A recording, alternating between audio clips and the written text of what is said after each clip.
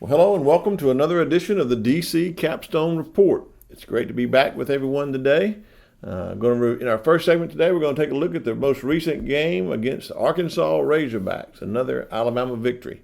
In the second segment, we're going to take a look at our standout players of the game in the Arkansas game. And then in our third and final segment this week, since it's a bye week, we're going to take a look at our bye week preparation as we look forward to the next meeting against LSU. You're listening to the DC Capstone Report. The DC Capstone Report is featured each Tuesday morning on the Martin Houston Show at Tide 100.9. You can listen live at Tide100.9.com. Well, in the first segment today, we're going to take a look and review the game against Arkansas. What a great game Alabama played this past week, and a victory against Arkansas. Thought we played well on all phases of the game. Maybe in one of our most complete games that we played all year long. Well, going into the game, the talk surrounded the injury to Tua Tagovailoa and how would Mac Jones play in this game. Well, I think Mac Jones answered the question well, and I believe Alabama set him up well in this game to have a good game. We talked about it last week on the podcast, how I thought that Alabama was going to come out and play to his strengths and get him going early, and they did that with short passes on offense. And I think Mac Jones got into a rhythm. He missed a deep ball when Jerry Jeudy hit the sluggo route and went deep. Missed that deep ball, but other than that, he was pretty much accurate on all of his passes. The one pass he threw for a touchdown to Henry Ruggs, I think he overthrowed Devontae Smith, and Ruggs just happened to be there to catch that ball. So maybe two balls that he threw that kind of got away from him in this game, but that's to be expected when he's playing hyped up and hadn't played with the first team very much. But I think he settled in, did well, and later he hit a second half long ball on the opening drive to Jerry Jeudy that just dropped it right into a tight spot. So I think he played well the entire game. He handled the calls well, got us in the right plays, and I thought he did a great job in this game. So I think the overall play of the offense went well. We worked in the run. Our offensive line was very productive in protecting Mac Jones and also blocking on the run. So I thought we really did a good job offensively all the way around. On our defense, I think our defense played really good. We stopped the run for the most part. We really plugged the gaps that were kind of there in the week before last, and we against Tennessee where they gashed us a couple of times. It looked like our linebackers kind of stayed and stuck in the gaps this time and stopped the run. I think Raekwon Davis and DJ Dale played really well on the line, along with Byron Young and Justin Mbogbe. Did a good job of stopping the run and contain. And so they didn't get much of a running game against us at all. And then in the passing game, our corners played a really good game. Patrick Surtain, Trayvon Diggs played really well on the corners. Our safeties did good in this game. I think all of the safeties played well. Jordan Battle, Xavier McKinney, Shyheim Carter all played really well, good in the defensive backfield. One thing I like to talk about our freshmen here, our two freshman middle linebackers. I really believe that Shane Lee and Christian Harris has really turned the corner. I think they're more comfortable. They're playing well in their areas. I think they're getting in the right play, being able to use their speed to pursue, making some really physical tackles. So I think they've turned the corner just the right time. They're peaking just the right time. Our defense is coming together at just the right time. I think this opportunity for them to have a week off and get very healthy on defense. You don't have to look very far to see what health means. And the people I haven't talked about on defense so far is our outside linebackers, Terrell Lewis and Anthony Jennings. Man, they have really upped their game. And I think both of them playing healthy right now. It's scary to have them on the field at the same time, and they pose a problem for opposing offenses. And Terrell Lewis was in the backfield almost on every pass play. He was harassing Nick Starkel, harassing James Stephen Jones, the other quarterback came in. Just every time he had a chance to get in there, he was in there in their face. Even when he didn't sack them, he was rushing them, he was hurrying them, he was hitting them.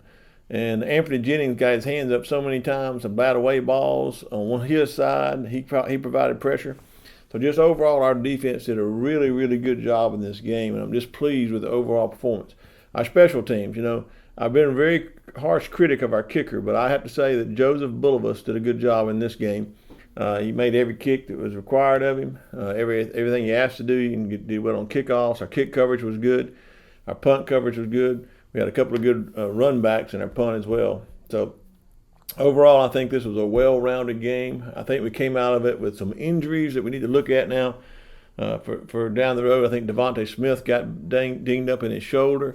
I'm not sure he was in a sling on the sideline. I'm not sure exactly his status upcoming week. I hope he'll be able to practice by the time the team practices this week. Maybe get back in the flow of things. I think Najee Harris tweaked his ankle. I believe he could have played. He could have come back in. I think Evan Neal had a little injury. Landon Dickerson maybe got nicked up a little bit. So some injuries. I think that we'll see how they come out in this game, be able to get back and play. And another important update of injury was Tua Tagovailoa. He was actually on the sidelines in a walking boot, putting pressure on his foot. So I think that's really good. He's way ahead of the timeline that he was the last time he had this type of procedure. So, it's looking good to be able to come back against LSU. But we won't talk about that for now. He's got to get back in practice mode.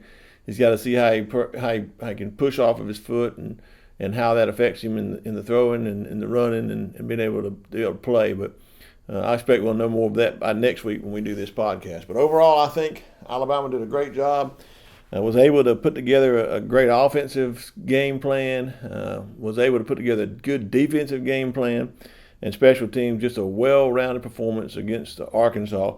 We did give up a touchdown in this game to Arkansas, but by that time I think the game had been put away and everything was they were doing exactly what they needed to do. I think defense played well otherwise in the game. So good victory over Arkansas, and we'll see what Alabama can do in the bye week to try to get healthy and get better and even improve more. Well, in our second segment here, we're going to take a look at our standout players of the game. First of all, on offense, you don't have to go any further than Mac Jones. He's one of my standout players of the game. No question marks surrounded his first start.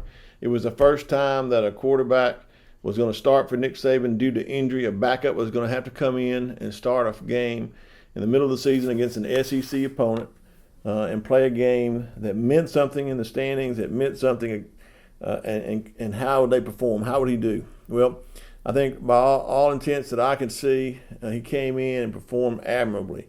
I think he had a couple of overthrown balls maybe early on, but he settled in. He did well. He showed that he could run the offense. He showed that he had a competitive spirit. His teammates really loved him. I don't know if you could see it on the TV, but there in person, after every time that he did anything, throw a good deep ball or throw a touchdown or engineer a touchdown drive, he was high-fived and really congratulated by all of his players on the team. So they really rallied around him in this game, and I thought he performed really well. And I think the coaches helped him by giving him some really short passes, using those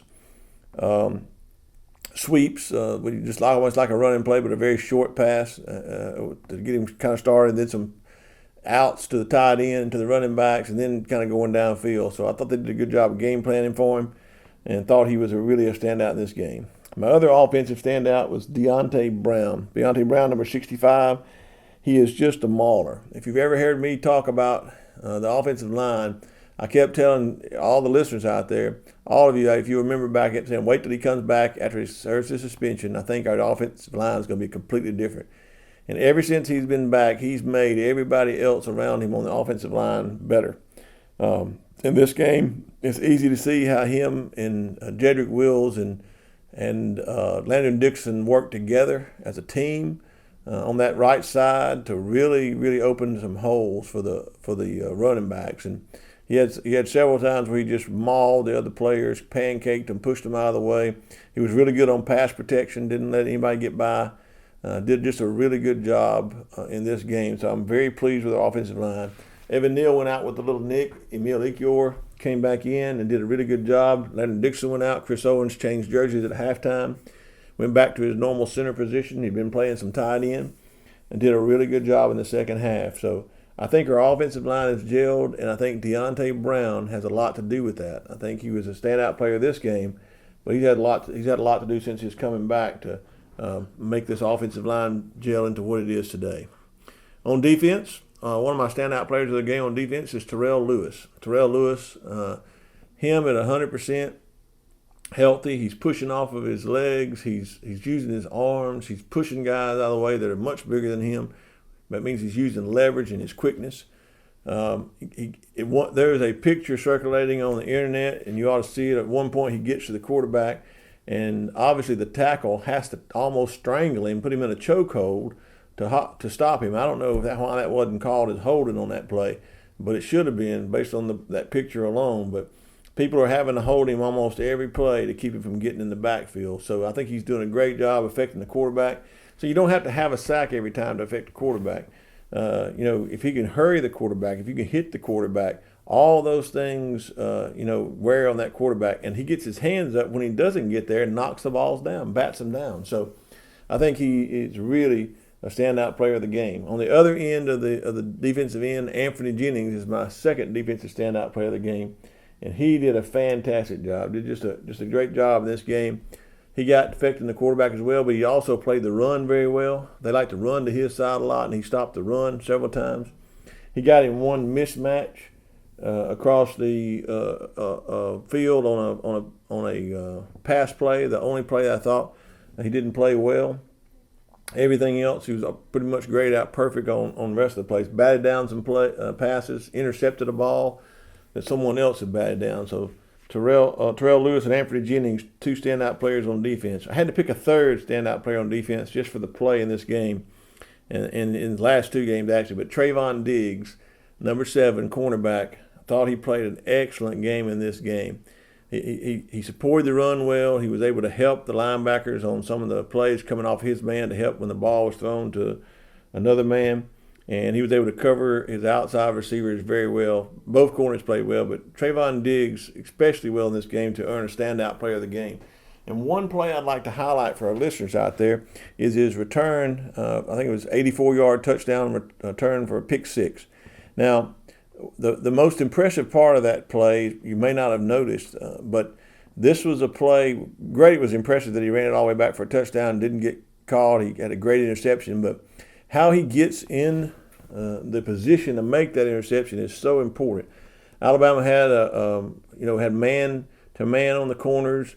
They had pushed out three outside to the left, and he had his running back in the backfield and one wide out to the right.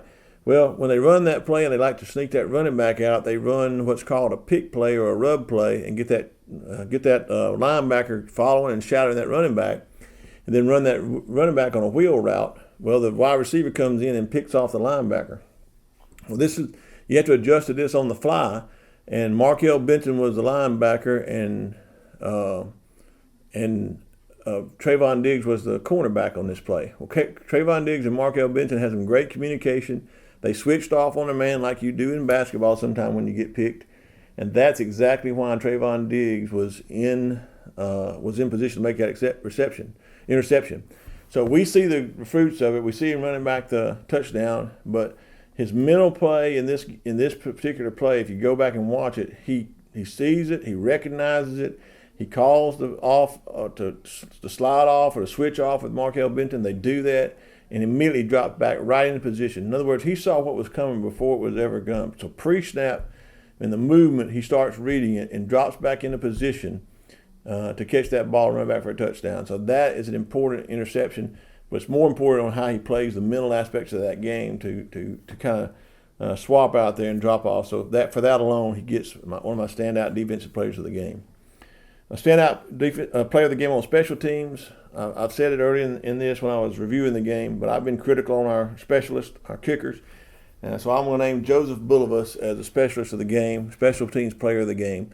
He made every extra point. He made every field goal that he was attempted, and he kicked the ball well each time. So I've been harsh on our kickers. So I want to go out and say now that he did a really good. He's upped his game. He's improved and did really good in this game. So I'll continue to watch him, and that'll be well for us down the stretch when we need someone to come in and knock through a field goal in a spur. In a very important part of the game. So my offensive players of the game, Mac Jones and Deontay Brown. My defensive standout players of the game, Terrell Lewis, Anthony Jennings, and Trayvon Diggs. And the special teams player of the game is Joseph Bulovas.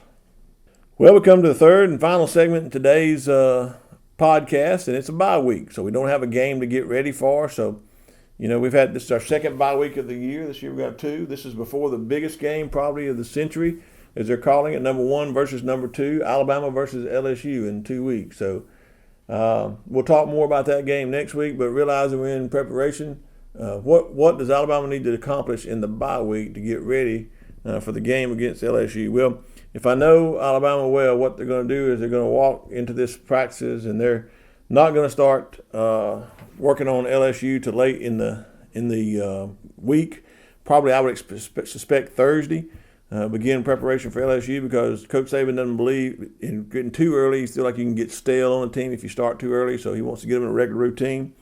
So I expect during this bye week he'll work on some other fundamentals, some other things that the team needs to do, some execution, some plays, and then start putting in the game plan for LSU on Thursday. Well, the one thing that we need to do in this bye week is we need to get healthy. Number one, we need to get Tua Tagovailoa healthy. When you see this opportunity to come, you want to get your players healthy. The opportunity is there in a bye week to do that, and we need to take advantage of that for Tua especially. We see him putting weight on his ankle on the sideline in the last game against Arkansas, so he's way ahead. I suspect that if he can play and practice by Wednesday of this week, put some movement and maybe push off of his ankle by Wednesday, we'll know the level of his pain, the level of his being able to recover from practice, on whether he'll be ready for the game against LSU. But I think he will need to be on the field when they start putting in the game plan for LSU to be a part of this game, and then have a full week of practice next week. So look for that if he's able to get out there in some of the reports this week, maybe as early as Wednesday, and participate. Maybe in a non-contact slow at first, and then working his way back in to see how he can recover from the use of his leg. We have some other players we need to get healthy in this game, during this week, get ready for the next game. I think Devontae Smith is one I'm not sure about. I don't know how bad his shoulder was injured. We'll see as the time goes by. Najee Harris had tweaked an ankle. We got to get him, and everybody else is just banged, and it's the middle of the year or late in the year. We've had a rough games, and people are just nicked up. Just the team nicked up and sore. So this is the time to get better.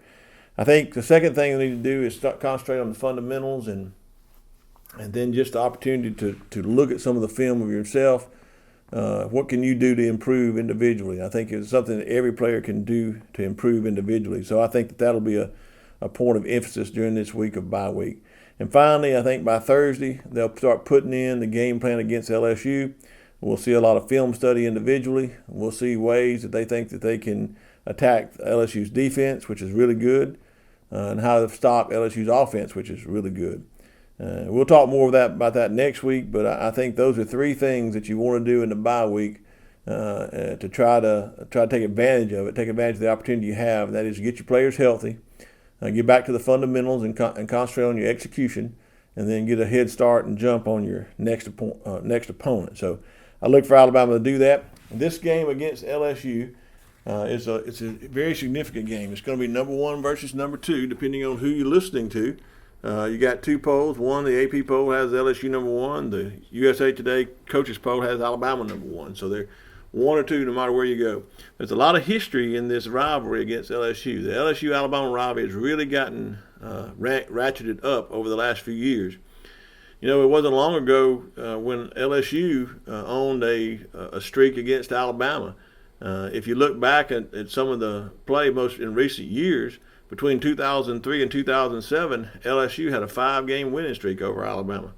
2003, 2007, they outscored Alabama 138-64 during those years. So there was a time where LSU had the upper hand. But Coach Saban comes on the scene at Alabama, and the rest is history. He turns his team around. He's got it in position to win, and he had started getting some victories against LSU.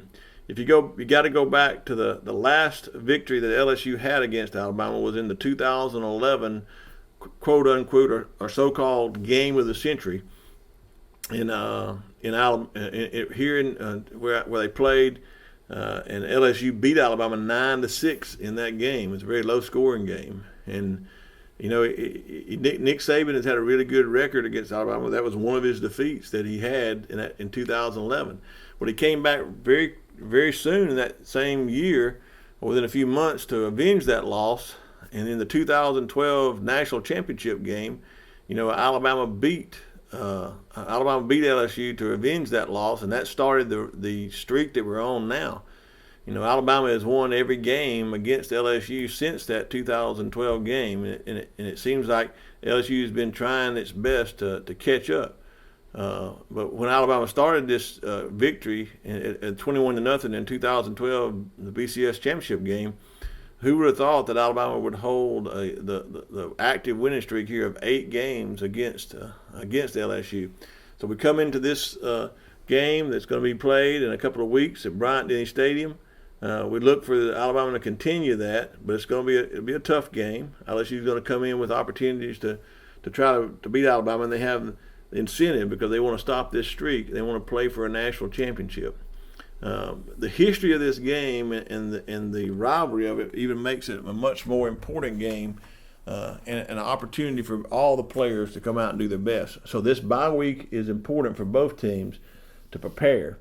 And I think Alabama will take advantage of it. I think they'll come out of this bye week in a better position, probably the best position they have been in to defeat this LSU team. Well, that's all for this week. We appreciate you all listening to the podcast out there. And we'll be back next week as we get ready for the LSU game and have a lot more talking about our upcoming opponent, LSU, on next week's podcast. Well, until then, this is DC with the DC Capstone Report. Roll Tide.